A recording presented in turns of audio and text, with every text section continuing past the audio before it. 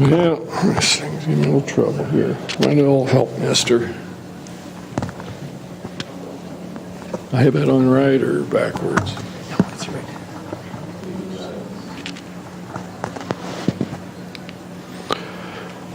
Okay, got a lot of slides to cover, and basically there'll be a little overlap with what Bill did. There'll be a little redundancy built in to emphasize some points. So this section is on occupational, and we'll deviate a little bit from that, but not a whole lot. So what's the problem? The problem has to do with this exposure to a known neurotoxin, and it occurs in many different situations in a dental setting. Obviously, when preparing and placing amalgam, something a lot of people don't even think about, but the hygienist, when they're in there providing prophies to patients with amalgams and that rubber cup, as soon as it's hitting that amalgam, it's even more intense than just brushing your teeth. When removing amalgams, that's a biggie, and we'll get into that and show some more information on that. But it's also not only, just when you're going to be replacing the amalgam, but when there's a surgical extraction, things you don't think about, or even the endodontist who is providing the endotherapy for your patient, and there's a large amalgam in the tooth, and there's probably going to be an exposure at that point.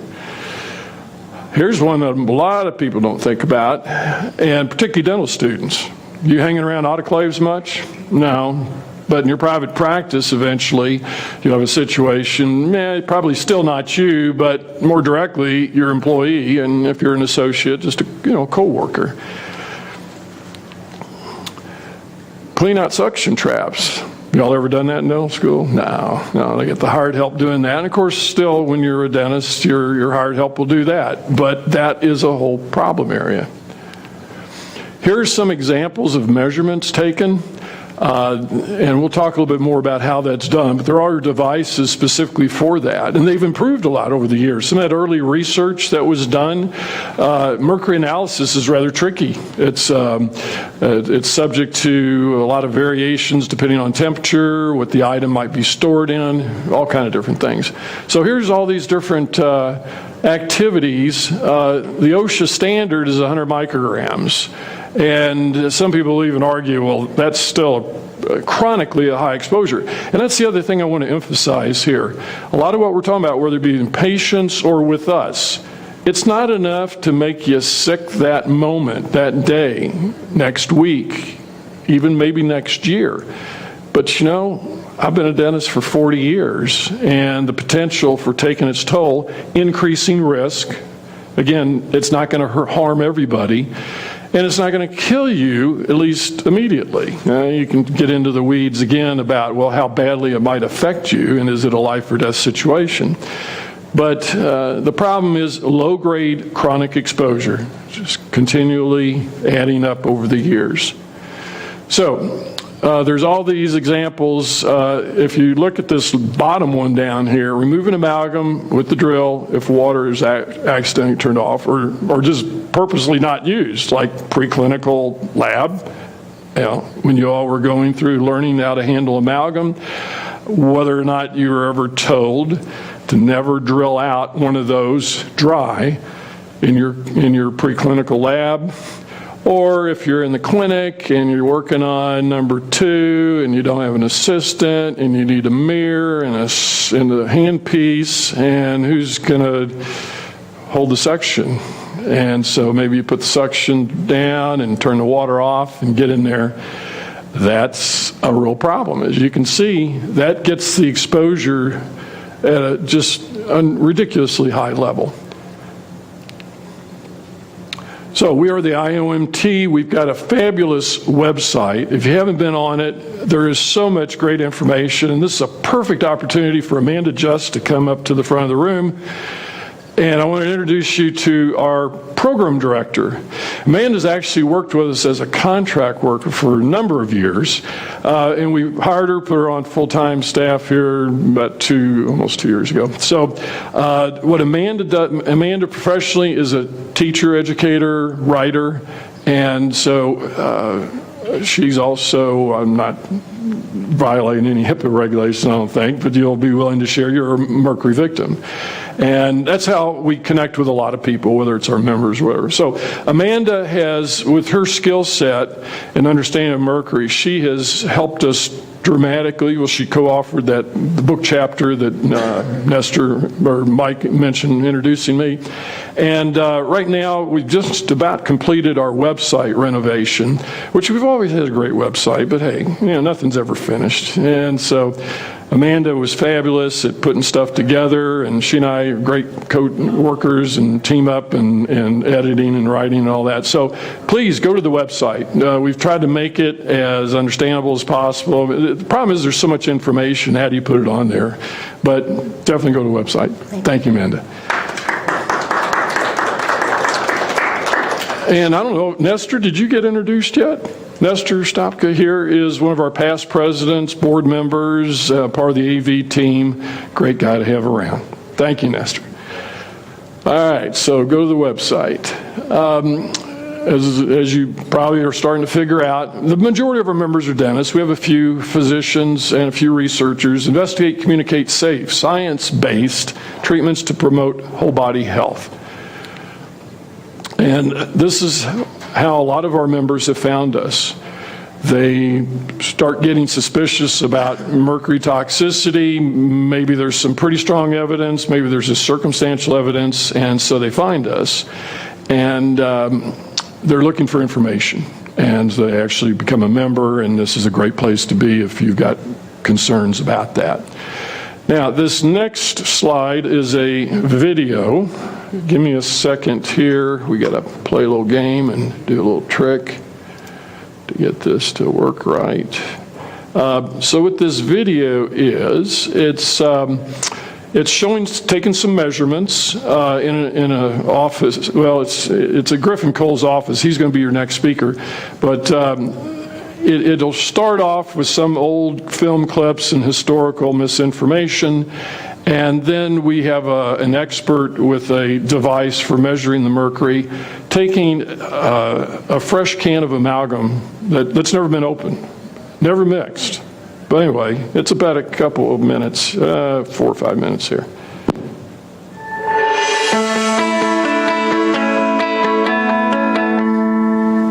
Go for it. Hi, I'm Dr. Griffin Kall, a mercury-safe dentist practicing here in Austin, Texas. Have you ever had concerns about the mercury amalgam fillings that you may have in your mouth? You know, the silver fillings that contain about 50% elemental mercury? Well, in dental school, we're taught that once you mix the mercury with the other components of the amalgam filling, it becomes inert.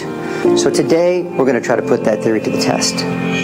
A key question is whether the mercury in silver fillings gives off vapor that would become mercury in the bloodstream. Like 1990. This is an amalgam capsule. It is unmixed here. This was like on an NBC News program. The amount of mercury vapor that's released from amalgam restorations is so minute. Scientific This is term. an unopened sealed jar of pre-encapsulated amalgam capsules.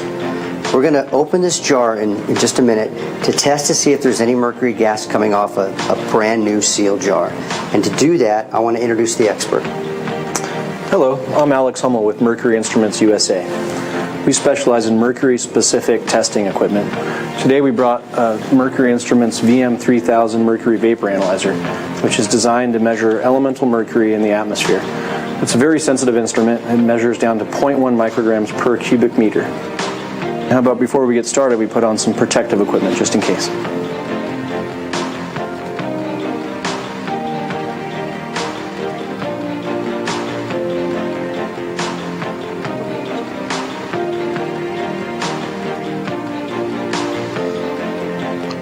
So what this device is doing is giving you a real-time measurement. And this particular instrument, I mean, this is standard equipment for like an industrial hygienist. Those numbers rose significantly. Alex, what does all this mean? I actually can't believe it. I mean, considering these are sealed capsules, and it was almost 500 micrograms per cubic meter. If OSHA came in here, we'd have to leave for the day. And if this was like a public building, the EPA would evacuate it completely. Wow, seriously? Yeah. God, then I'm really interested to see what happens when we actually mix one of these things up. This is an amalgamator. This is the instrument that's going to mix the mercury with the other ingredients to form the amalgam filling. Keep in mind that we're taught in dental school that once they combine, the mercury becomes relatively inert at that point. So let's try this. I'm going to speed this up a little bit here. So they're measuring, again, the mixed amalgam. 10 micrograms is generally considered inhabitable. They shouldn't be living there without some kind of respiratory protection, and the cleanup goal to make sure everything's completely removed to the point where it can never pose a threat to anyone, even small children with health problems, is 0.3 micrograms.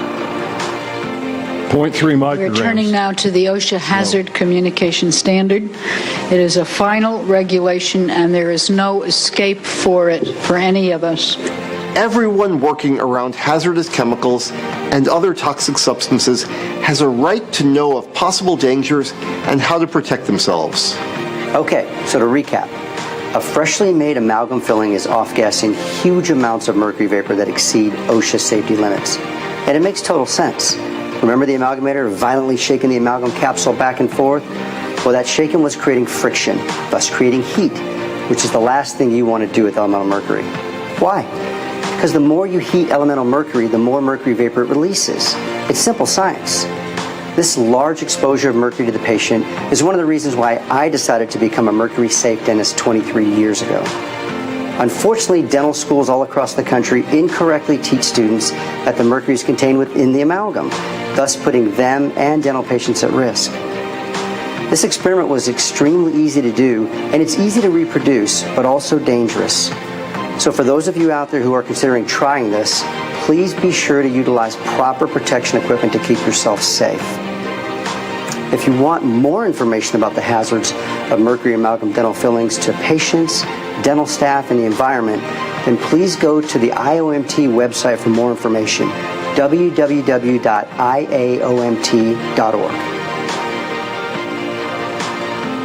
Friction, thus creating heat.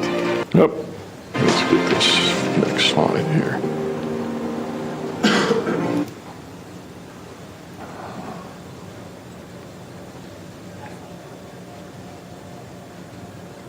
Okay. The more you heat elemental mercury, the All more right, mercury let's vapor try releases. this. Okay. There we go. All right. Dr. Mark Richardson's name was mentioned earlier in Bill's presentation regarding some studies. He's a risk assessment expert, PhD type, and some of the studies that he's published were reviewed by FDA. Unfortunately, they didn't act on them, but the interview coming up, by the way, he was one of our scientific advisory board members for a number of years. He's retired now. And so that's his introduction. Let's get this video up. See if that'll run. This is about a 2-minute video.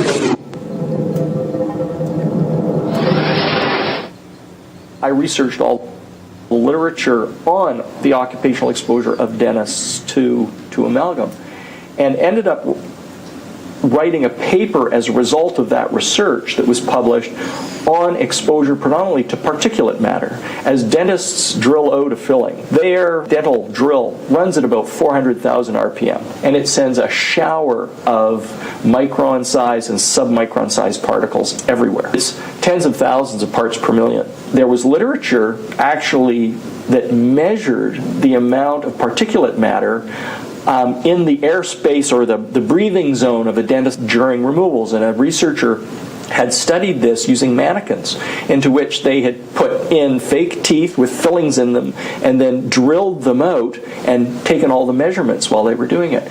And the dose of particulate matter experienced by dentists, if they don't take precautions, is huge. It's way larger than the vapor exposure they get during the same process. Particulate exposure for a single filling delivers micrograms of mercury, which in mercury terms is a lot. And this happens at the time, the average was around 4 to 5 fillings were removed by a typical dentist in any given day so that he could replace them or whatever. And even if they wear the typical surgical mask, they're designed to stop particles of around 3 microns in size or larger, because that's the size of typical bacteria. Well, the particles of amalgam pass right through that mask because they're well less than 3 microns. They average around 1.5 microns in size and go down to the submicron level. The amalgam load would probably give them 100 times more exposure to mercury than just inhaling the vapor that is present at the same time. The particle load carries, 50% of the mass of any particular particle is mercury, and that's delivered straight to the lungs, and it's absorbed within 3 days, and the mass is quite large. And it stays there, as opposed to the mercury vapor drops off fairly quickly. The amalgam particles that have been inhaled, they don't dissipate anywhere but directly into the body. So the dose delivered is very, very significant. So we credit Dr. Richardson with really introducing us and getting us looking more at the particulate matter as opposed to just the vapor issue. And that's a very significant and important aspect to consider. All right, I'm going to have to do this trick again here. Okay. You might have noticed in that first video, the woman who was speaking, she was actually an official of the American Dental Association. That was recorded, I think, back in the 1980s. And so if you own your own dental practice, the labor laws or the laws under OSHA require that each office have some kind of a hazard communication program. That's the law. Now, when Bill said something earlier about OSHA, I can't remember his exact words, but it almost made it sound like OSHA doesn't regulate dentists. What he actually meant is that, yes, they have the authority to regulate us. We're a business just like many other businesses out there that they regulate, and we use hazardous chemicals. So we do, a dental office, dental facility, dental school does fall under the purview of OSHA. The problem is they don't enforce their regulations in dental offices. A lot of that has to do with the lobbying power of the American Dental Association. And, the American Dental Association is a trade organization. I don't know what your concept of them is. They are mainly representing dentists, their members, trying to keep life simple for them. Fewer regulations and all that. And fewer fees relative to regulatory efforts. And yet that doesn't excuse us from the requirements. But you just won't see where OSHA went into an office and fined them for not having something like this in place. And I'm not so sure the dental schools ever teach you that, even your senior year, when you're, or fourth year is what you say now, that it's something that sometimes just falls through the cracks. So under the law, employees have this responsibility to provide a safe workplace. So you're supposed to have this written book, and you can buy these books. I mean, they put them together and you just kind of fill in the blanks and customize it for your own office. But you're also supposed to train your employees that are going to be encountering these exposures. How to take precautions, and then something called safety data sheets. Have you ever heard of a safety data sheet? Does that mean anything to you? We'll show some examples here in a little bit. So a few years ago, about 5 years ago, a university up in Massachusetts at Lowell was commissioned or contracted with by EPA. EPA was interested, mercury's been on their radar up and down over the years. Some of it partially our efforts. There's been some hearings relative again to these amalgam separators, which finally they did enact a law about that. But anyway, this university was commissioned to look at this issue. Although they started out more to do with the environmental concerns, they did get into the occupational exposure. And so just to go through exactly what they found, this is kind of repetitive from what Bill talked about as far as the different types of mercury. I think we've got that one covered. And then they did point out how the FDA banned the use of merthiolate and over-the-counter products. Y'all heard of merthiolate? it's like it's been gone now for a long time. When I was a kid and you fall down and cut your knee, you go in and you put on the orange reddish material, merthiolate, and merthiolate, the component in it is a form of mercury. And it has an antiseptic quality, so that's why it was used in all these agents. It used to be used in ear drops and all kind of different over-the-counter products. So we've already talked about how it's a neurotoxin. The effects are going to vary. We kind of alluded to that when we got into the Q&A. It can take a long time for symptoms to show up for all these different reasons of individuals' capacity to detox. And that's what makes this whole issue very complicated, because when studies are done, there's so many variables. How do you control for those variables? And that's what makes it just so difficult to come to some conclusions. And we'll talk later about something called the precautionary principle relative to that. We already alluded to the susceptible populations, but generally children are always considered because their nervous systems are developing, and when you have mercury present, that can severely interfere with that. Pregnant women, obviously, because the mercury does cross the placenta barrier. This is something you don't hear much about, but because mercury has a tendency to concentrate in the kidney, there's a potential for damage and altered function for the kidney.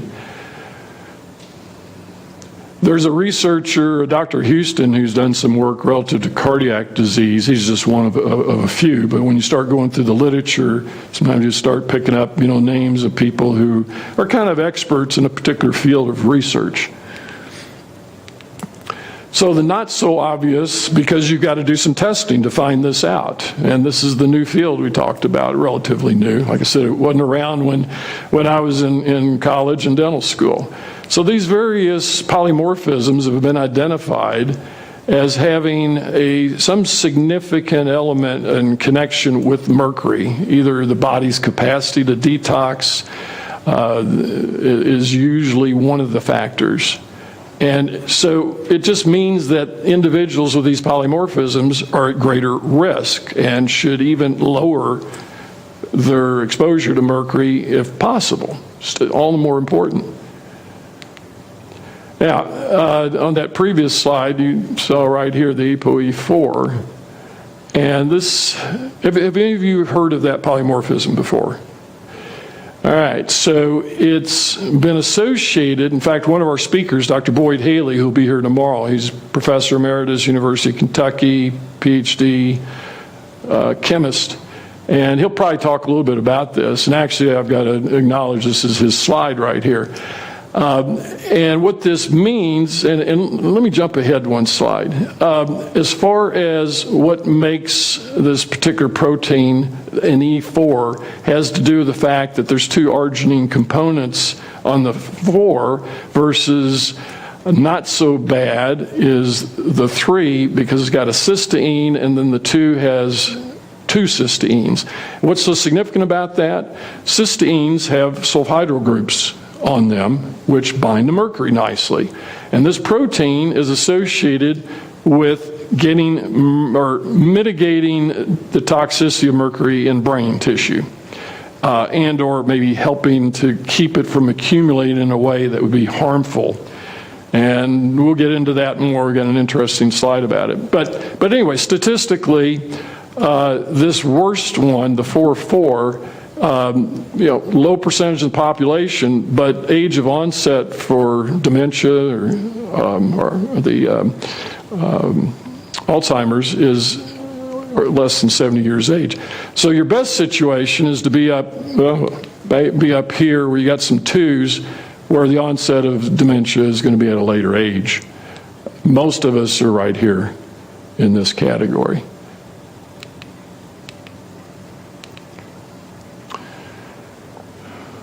So we've talked about the chronic exposure, typically inhaled mercury, but we've got concerns now. And again, these are findings from that other monograph that was published at University of Massachusetts at Lowell.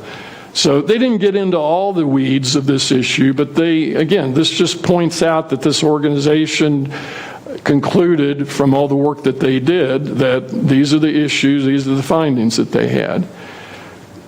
The nervous system, very sensitive. Probably one of the most. And the other thing is the half-life of mercury. You're familiar with the concept of half-life?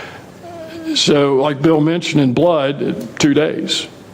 In a variety of lengths of time in other organs, but brain tissue, it's over 2 decades. So once it gets in the brain, it's tough to get it out. Okay, we already mentioned about accumulating in the kidneys. Kidneys is a sensitive organ.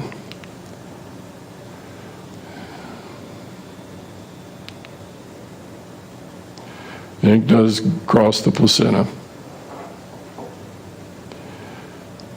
There's some research, again, that shows there's an increased risk. Some of this research has been done relative to fish consumption. And in fact, within the research world, the amount of research relative to organic mercury from seafood or other aspects of environmental contamination are probably 99% of the research, maybe even 99.9. There's very little done relative to the dental exposure. And most of the research was actually done in the 80s and the 90s, and then began tapering off as we got into 2000. And here of recent times, because the research dollars are just so minimal, that it's a real problem. So that's why we have to rely to such a large extent on some of the older studies. But every now and then there's some new ones that do come out. Okay, so, we've already seen that one chart that showed all kind of different disorders that are associated with mercury exposure. These are just some general things.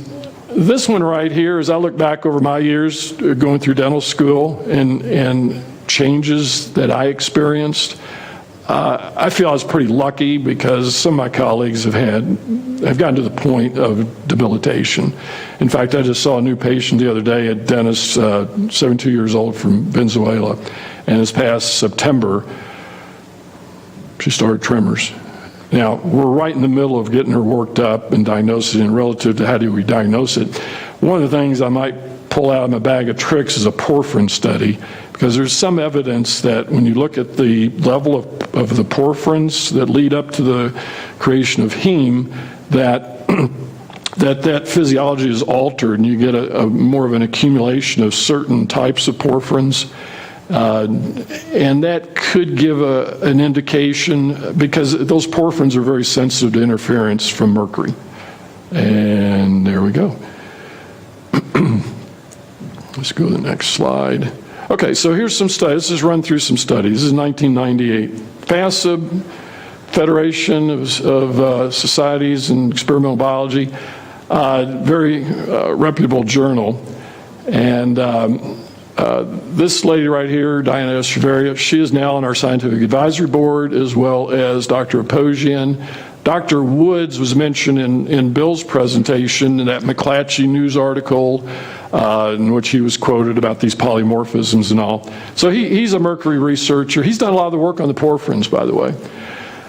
And so they put out this study and showed down here the pattern results comparable to findings previously reported with these levels. It prevents new evidence of adverse behavioral effects associated with low exposures in the range received by the general population. Well, that kind of changes the equation as far as concerns about dentists, because we're exposed to even higher amounts. Again, another study, this time looking at a group with these polymorphisms, some familiar names there. And again, these in the 2005, 2006, showing that these genetic polymorphisms do contribute to, when the mercury is there, contribute to neurobehavioral responses. And what they do all these kind of tests with how quickly, like almost reflex action, how quickly you can do things. And they have controls, and then the group that they're studying. And they're able to find that there's a difference. It's a neurological deficit. This was a very interesting study authored by one of our members. Unfortunately, he's not at this meeting, but this was published 2012. Did a real clever approach. What he did was looked at pharmaceutical utilization by dentists in a control group and did all the age match. It was a very, very nicely done study. He's up at Yale, and so what they did, they broke down categories of medications, cardiovascular, psychotropic, and on and on. And what it did show was that there's certainly a increased risk of the dentists. They just had a higher utilization rate of these various pharmaceutical medications. All right, health and neurophysiological function of dentists exposed to mercury. Now, this is an interesting comment here, is they're suggesting that environmental monitoring of dental surgeries, operatories should be regularly conducted to ensure staff are not exposed to levels above the standard. Does anybody do that? No. It'd be appropriate to consider a system of health surveillance of the staff, with particular emphasis on symptoms associated with mercury toxicity where there's evidence of high levels of exposure. Is that done? No. OSHA's not enforcing this. There's no motivation. And unfortunately, the dental schools really aren't helping us here. Dental schools are supposed to be the pinnacle of research and who we look up to for guidance. And yeah, they do a great job within the confines of what they're able to do and what their belief system is. But unfortunately, we've got a very frustrating situation. These exposures have been going on for a very long time. OSHA did some study. Actually, you're familiar with NIOSH, the National Institutes of Occupational Safety and Health. They're a division of CDC. They're kind of like the research and educational component within government, being under the CDC. OSHA is just a regulatory group. NIOSH makes recommendations, and then OSHA puts forth the regulations that we're supposed to follow. And they're supposed to do a certain amount of enforcement, as we've determined that isn't happening. So that's a little bit of the oversight of just how our society operates. This is one of our members. In fact, Dave Warwick was the guy who came in. He had shorts on, right? Today he's got his shorts on. He's another fellow Canadian and our main AV guy. And his daughter is now a dentist, Robin Warwick. Is she at the meeting, Nestor? I don't know. Okay, can't remember if she's going to make it. But anyway, she just graduated from dental school, I don't know, 5-6 years ago. And she and her co-author did a little work up there at the school. What, do you remember? It was the University of Alberta? Yes. Dental school? Yeah. And so they published their work, again, just raising concerns relative to the student training, that this is something we need to talk about.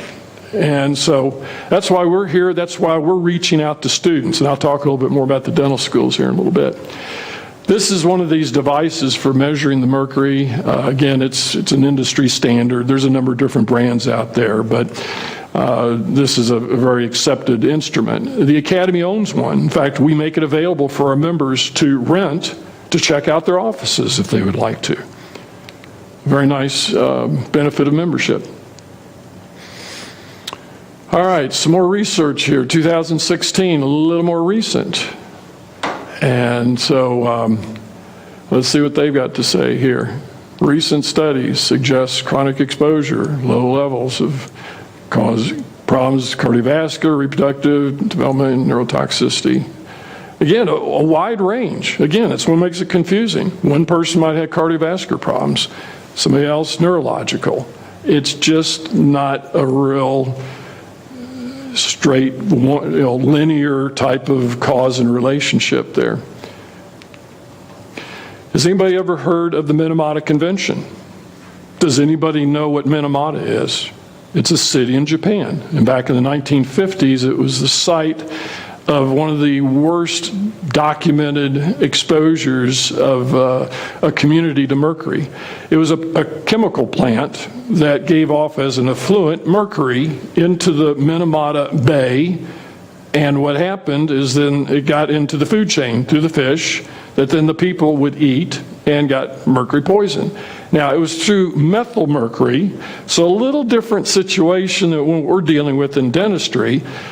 And some people say, well, mercury's mercury, and you can't really say that. But still, the significance is that UNEP, United Nations Environmental Program, started, back in 2009, having meetings. They end up with about 5 or 6 of them over the course of about an 8-year span.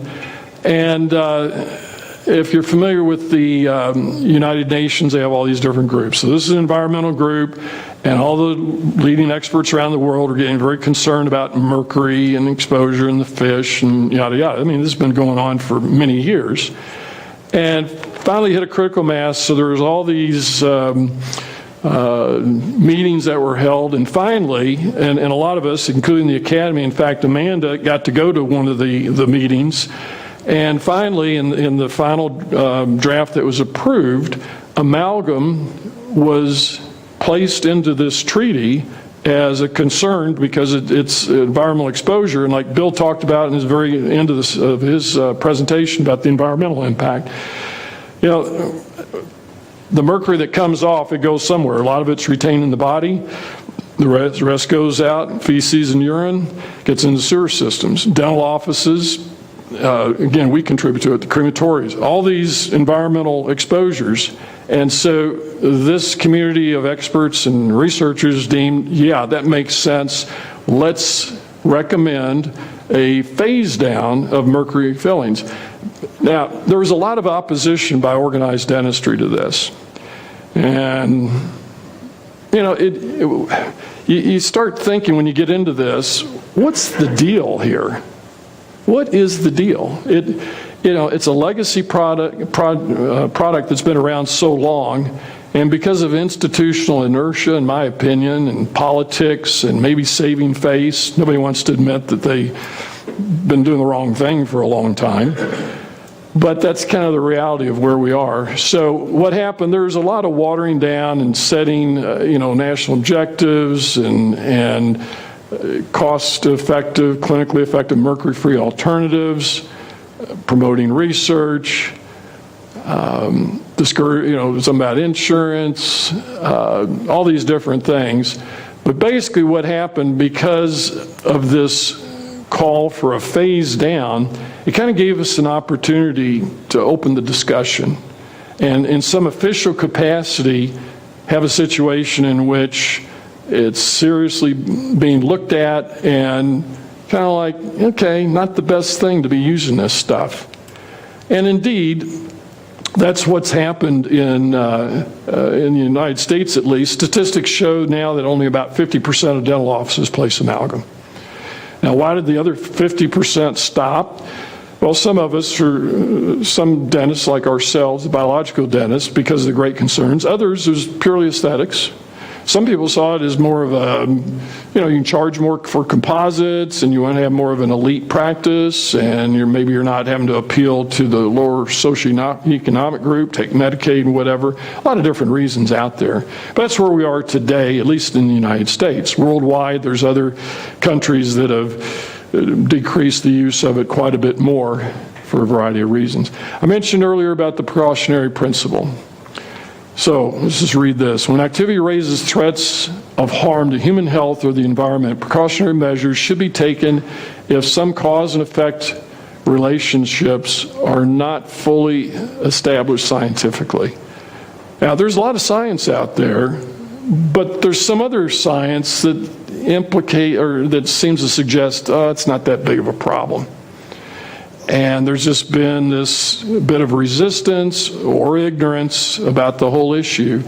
But that precautionary principle, that, by the way, we found out that the FDA, when they look at approving products like amalgam and all, they don't apply the precautionary principle. They don't even consider it. It's just their operating policy. Over the years, mercury has gradually been removed from paint, all these different things, ointments. I kind of alluded to this earlier, like antiseptics, like that merthiolate, contact lens solution, nasal sprays, ear drops, thermometers, we talked about that earlier. But the sphygmomanometers.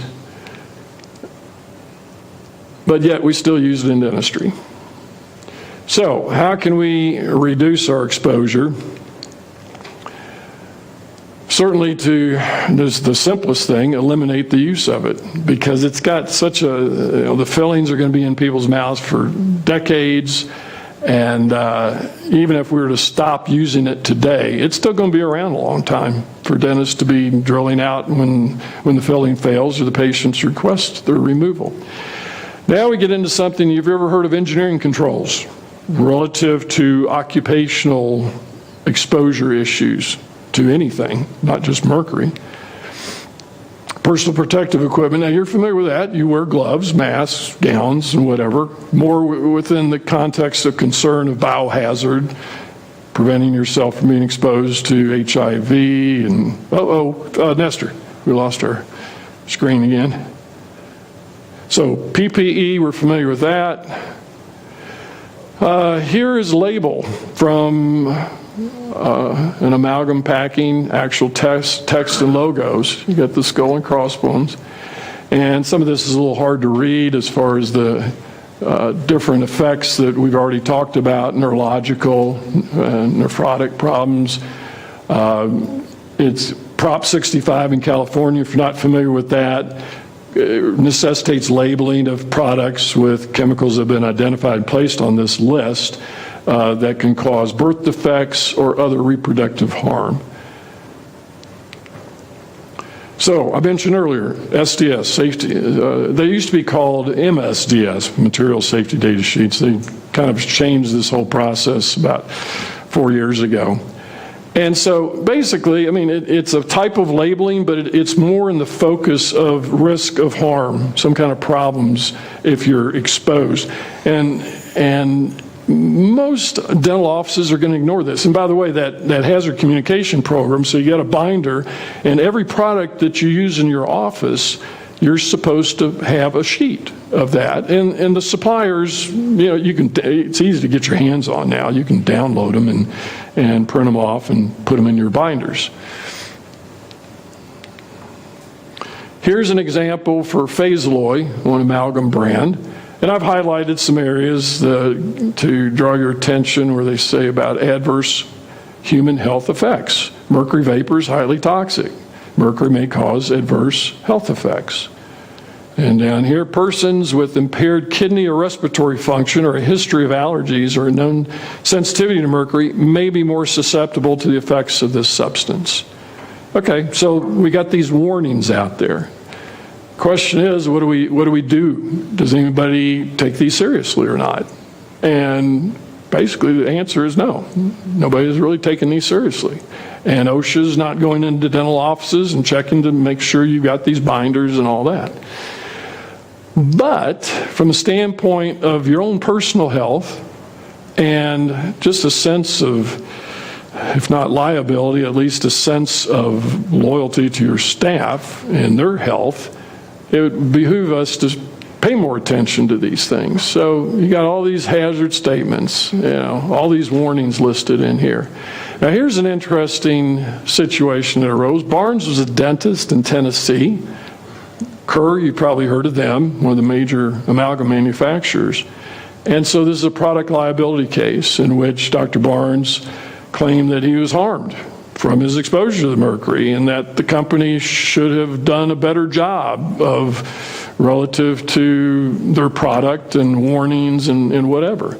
So actually one of the Academy's member who's an attorney, he's here at this meeting, Jim Love, he was involved with this case, and basically what happened is they lost the case. They even appealed it and took it to a higher court, and the court said, look, here's these safety data sheets. It's listed right here. The warnings are there. And yet what it did, it created something that very few people have heard of, this learned intermediary doctrine, in which case a doctor must inform patients of manufacturer's warnings with reference to products. Now, some of our very educated patients that come in to see us, they know about these safety data sheets. They've already looked them up on the internet. They're easily available. And the patients come in and they're already aware of them. But technically, because of this doctrine, dentists should be warning their unknowing patients. There should be more of an informed consent process, really, for placing amalgam. And there's actually a few communities and states that have required that, put in a requirement for that. Are they enforced? Not so much. And that approach has been, it was used back about 20 years ago, but it's kind of fallen out of favor now because, again, it didn't have any teeth in it. All right, so what are we going to do? We've talked about the problem. What are the solutions? We kind of peeked at that a minute ago. And in these safety data sheets, they actually talk about things you should do. And things like, being careful how you handle and make sure you understand what you're using, but don't breathe the mist, vapors, or sprays that are created when handling the products. Wash thoroughly after handling. Staying away, keeping food away from this. Use only outdoors. Well, that ain't going to happen in a dental office. Well ventilated, most dental offices, a lot of them are older. Ventilation isn't that good. Avoid relief, so these are a lot of general things, but let's get into a little more detail. Here's the PPE again. Wear respiratory protection.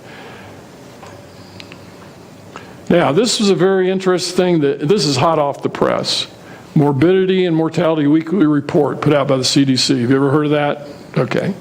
Usually dentistry doesn't need to be paying attention to it. It's more a lot of medical stuff that's really not under our purview so much.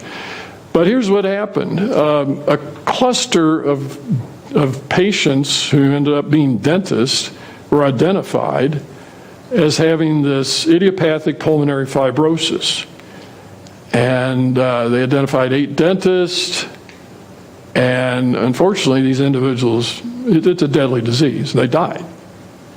Now, the problem is we don't know for sure what caused, and it's not really well understood, but there's a pretty strong implication that there's the suspicion, because dentists have this experience of occupational exposures, that maybe there is a risk connection there that needs to be investigated.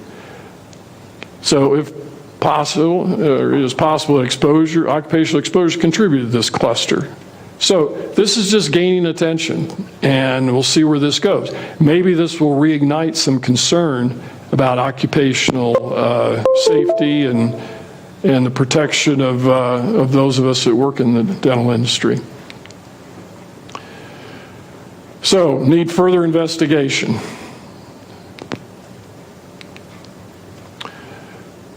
Dental personnel who, and this was in the report here, who perform tasks that result to known respiratory head should wear adequate respiratory protection.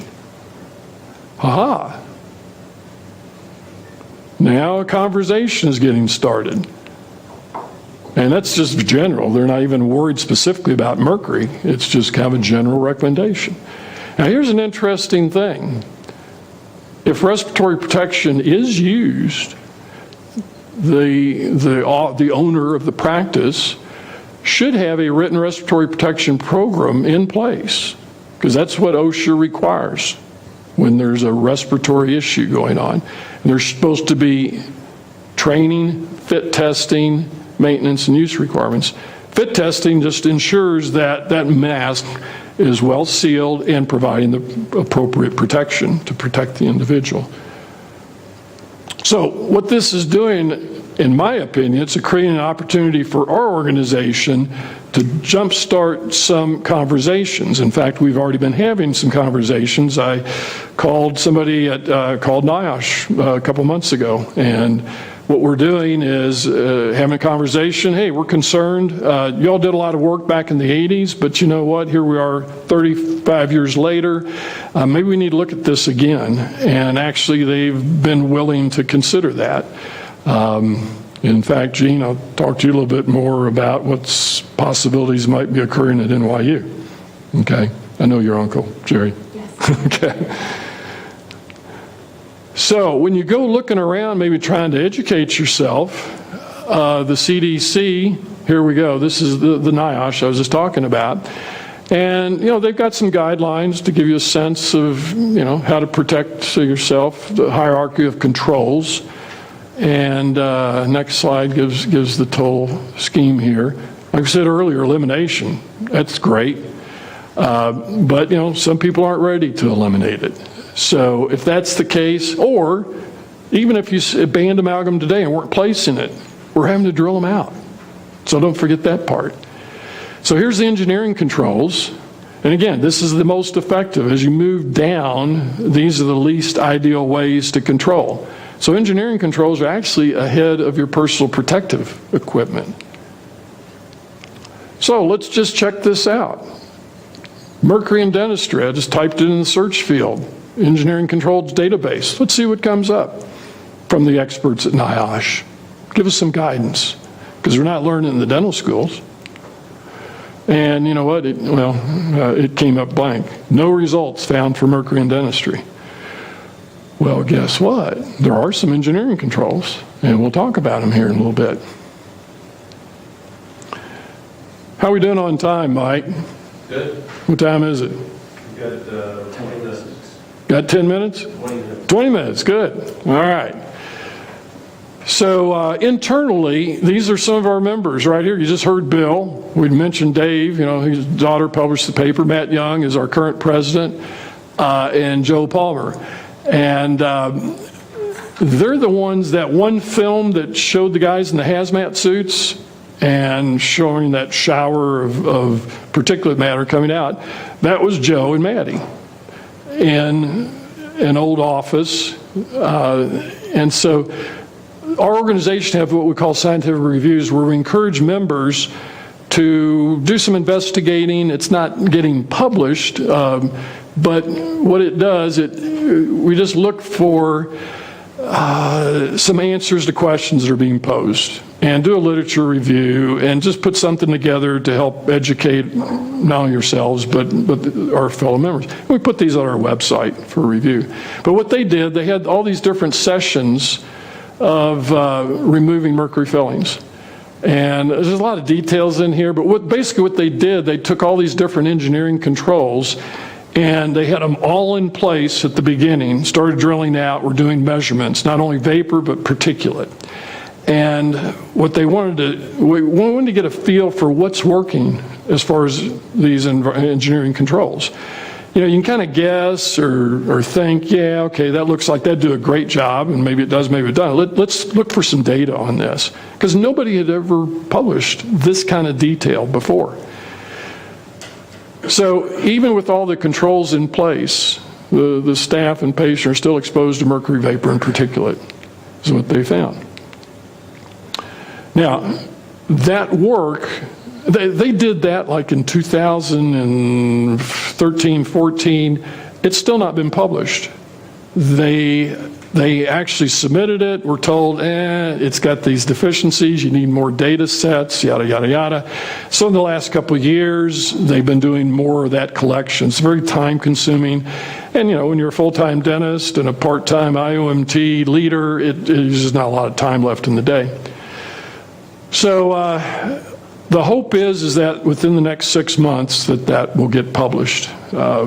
So we'll see. But that'll help us a lot as far as gaining a little credibility within the dental industry and perhaps the dental schools as to what's going on here. Like I said before, we're currently working with OSHA and NIOSH, negotiating new training materials and all that. So let's just talk about these engineering controls. So there are equipment or devices designed to remove or reduce the hazard at the source before it comes in contact with the worker. Because if you've got a perfect set of engineering controls, you don't really need the personal protection equipment. So here's an example of a device. I don't know if you've ever seen this before, but instead of just the usual cylindrical high suction tip, this is the hard plastic, but this little pliable plastic piece encircles the tooth. And what that does, it improves the amount of evacuation away from that work field while the amalgam is being removed. Vapor and particulate. Is it perfect? No. Far from it. Not all of our members use it. It's a little tricky. You got to usually customize the fit because depending on if you're working on a tooth with a rubber dam clamp on it, this sets up too high and your burr's not long enough. So you got to trim these little guys and customize the fit. They're kind of tricky to use on a terminal molar, and patient can only open so wide. It's almost like working through a keyhole. I mean, even though that looks like a pretty large opening, when you're back on a second molar and the patient can't open very wide, it's a little tricky. Here's some close-ups in place. This is a patient that's all covered up, and we'll talk about all these different, but here's the burr, and so I've kind of laid that out there to see the height of it. Sometimes I got to extend that burr just a millimeter or two to help me get me in there. A lot of times I can't get all of the amalgam out, but maybe I get 95% of it out before I switch to the regular tip to get further. You know, something that's gotten down into the root interproximally, that can be really tough. This device here, and by the way, we've got, I know this exhibitor is here. This brand is Dinnerback. There's like about 3 different brands of these devices, which you see this, same problem Bill was having. This guy right here, we get that as close to the work area as possible. Depending on what quadrant you're in, it's a little tricky. You just got to maneuver it around. But the closer you can get it, the better, because what we're doing is this device, and here's another brand. This is the one I've got. It's a little more industrial looking, commercial looking, but it's got a series of these filters, carbon impregnated, that will capture the mercury, so that as the mercury vapor or particulate gets in through here, it works its way through the system, and then the air that's released is no mercury left in there. So it's captured, and of course these have to be replaced every so often. So those are some examples of robust engineering controls. The PPE. So like we said, we don't have a perfect situation with engineering controls, so we have to wear the gloves, the masks, respirators, face shields. We found that with the gloves, actually, the non-latex, the nitrile type of glove shields mercury better than the latex does. So these are just some general ideas about when you can't, you can't totally rely on your engineering controls. You've got to use the PPE. Dr. Richardson earlier talked about the size. Your mask, anything less than 3 microns is just going to pass right through it. Traditional masks that we use. And that's a real problem. The average amalgam particle size is 2 microns. And 65% of amalgam particles less than a micron. So those masks that we are used to using just really aren't helping us. Now, this is a company that has a special activated charcoal mask that does a much better job. The problem is right now they're not NIOSH certified, and they are applying for that. So this is definitely better than what you might be using currently. It doesn't look as scary as what I'm going to show you here shortly, but the jury's a little bit out as to how effective it is. Is it 50% more effective than a regular mask, or 70, 80%? We don't quite know. So that's being looked into. But, decent alternative for some people that, and one of the concerns, and I'll talk about the dental school, let's just get into that later here. Move on. So another thing, and this can help with your, whatever mask you're using, because you've got a face shield that now, instead of the particulate landing on your mask, it's landing on the shield, which then is going to just be another way to make your mask that much more effective. Because there's still going to be the ability, as we're breathing, the air flow is just going to get around that. But at least for particulate, that's going to help tremendously. And that's just one brand. You probably have them at your schools. Those of you who've been seeing patients, have you been using face shields at all? Or do you just use it mainly only for oral surgery? Or, so something to maybe reconsider. So here we are, assistant, face shield. Now you might wonder, what kind of a mask is that? Here's that engineering control, one of those big suction devices. Patients draped. That's a no-no. I've changed to a larger gown now. This picture was taken years ago. And the hair nets and all that. So there's a little skin exposure, but the idea is to minimize it, if not eliminate it. So a few more close-ups. So what we've got here, this is connected to our oxygen, the same connection that the patient has down here. So the assistant and the dentist has their own air source. The nice thing about that, you're not trying to filter out anything. As long as you've got a good seal around it, then you're protecting yourself from anything, not just mercury.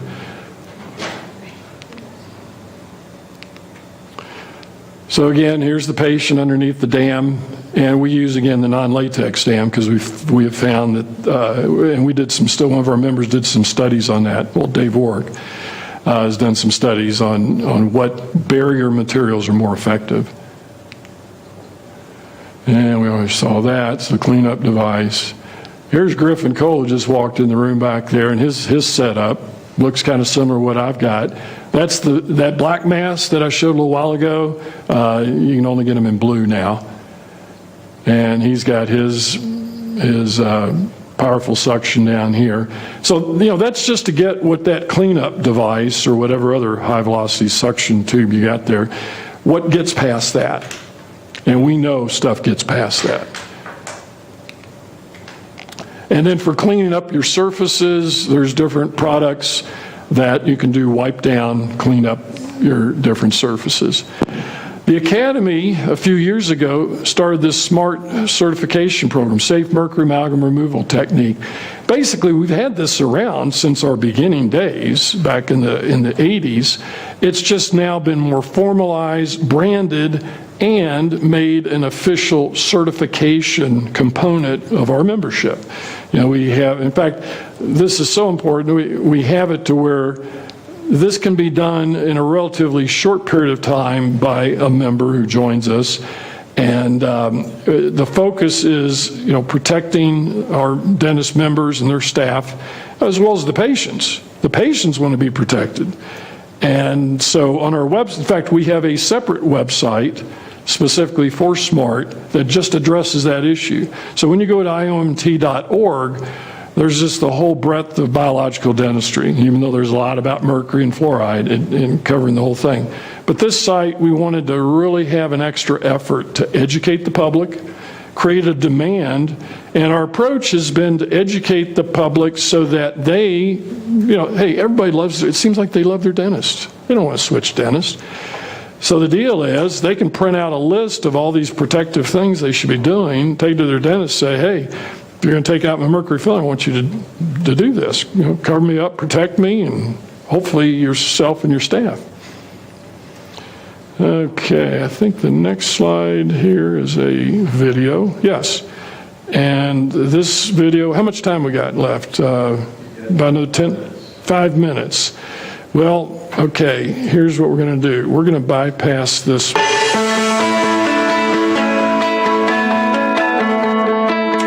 Tell you what, let's pass on this if we've only got 5 minutes. Sorry, Griffin. Trust me, don't be sick of me on that.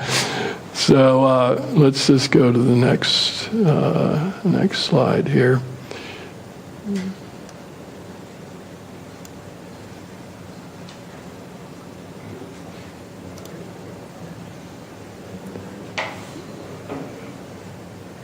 Okay.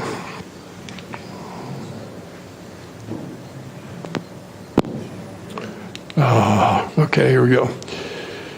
So one thing that the Academy has done, we've started having some conversations with a couple different dental schools. We have a committee, the Dental Schools Task Force, and we've been developing a pilot project to get some of the dental schools to start enhancing their curriculum for their students about all this stuff that I've just talked to you about. Make sure you know what your exposure situation is.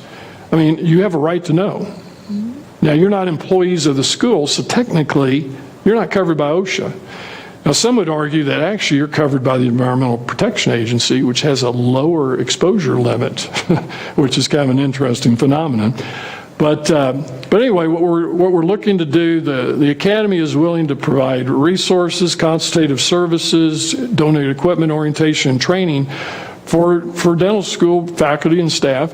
We have a great situation in which Dr. Yuko, those of you at Boston U know about her, she's full-time faculty. And we have another full-time faculty at NYU. And we've got some other connections at some other universities, and we've started having some conversations with them. Dr. Wolf at NYU, I'm sure. We've talked to him. I met with him about 3 years ago. And then more recently, Tom Duplinsky, I mentioned, he did the 2012 Occupational Exposure Study. He talked with Dr. Wolf just a month or two ago. So we're moving up, and the conversations we've had with NIAOMT, they're actually interested in doing some more of these hazard evaluations. So what we're trying to do is connect the dots here and kind of restart the conversation, particularly in the context of this idiopathic pulmonary fibrosis thing that just broke recently, and start looking more at protecting ourselves and our staffs. So the dental school, like I said, they'd have to look at their curriculum and be willing to enhance it, improve it. We'd be doing a needs assessment in the school, which would include doing some testing. What's the exposure here? So that they can understand. Now, that makes most dental administrators very antsy. They get concerned about liabilities and lawyers and all that kind of stuff. But again, there's a law out there, those OSHA regs. They're simply being ignored. And I think they owe a level of responsibility to not only their staff, but the students. So again, they have a duty to comply with the law. There's potential liability concerns. This could be a big issue here. And again, the Minamata Convention that I mentioned earlier, the United States is, by the way, a country who ratified that treaty. There's up to about 100 countries who've ratified the treaty. If we're going to ratify the treaty, are we just being lazy and not really trying to fulfill its recommendations, or do you want to participate and be a good corporate citizen? And the IAOMT is actually willing to do some matching grants to help the school purchase some of this equipment or provide some of the supplies. So that's in the works. This is, what are we down to now? 3 minutes? What time is it? Okay. This video right here, let me just start that up because I'm about done here. This was done at University of Calgary up in Canada, and we helped fund the research. Actually, we funded the production of this video. Dr. Lorscheider did a lot of work with, darn, I hit the wrong button again, sorry. Dr. Lorscheider did a lot of work with our founder, Dr. Vimy, and